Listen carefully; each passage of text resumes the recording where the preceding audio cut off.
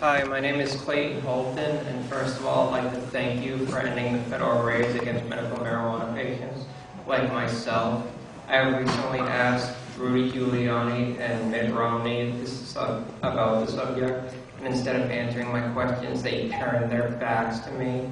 I was wondering if you could tell me how you are a better candidate for the medical marijuana patients like myself. I would absolutely never use the federal government to enforce the law against anybody using marijuana.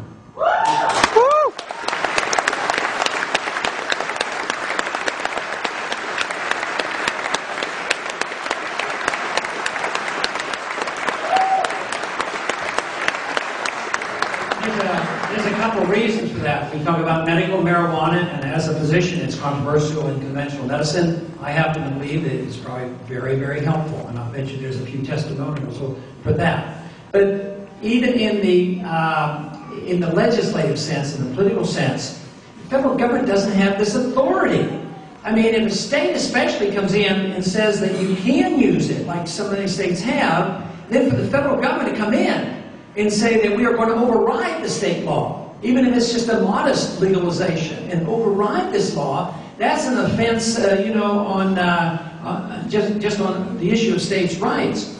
But how can people do this? How can an individual talk to you like that and say, well, I'm a compassionate conservative. I want you to suffer. That's what they're saying. You know, it's outrageous. And they don't know the history. How long has this war on drugs been going on? Essentially since the early 70s.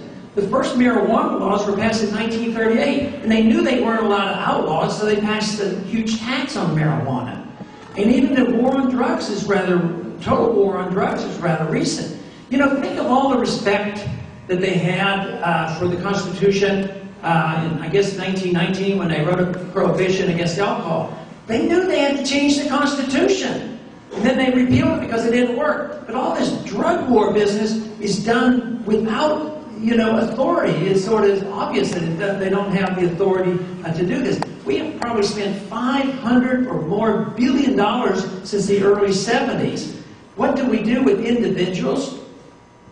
Let's say an individual that never committed a violent crime gets caught 3 times in a nonviolent act of using drugs, even if they were hard drugs and even if they hurt the individual, they can be put in prison for life.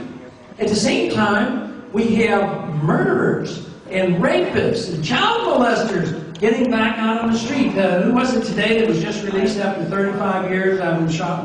Shot somebody who was famous. And anyway, Wallace, he attempted to kill him. But he gets out, he's back out on the streets, but yet they will put mandatory sentences. Our prisons are flooded with non-violent criminals. We treat people who aren't drug addicts as criminals.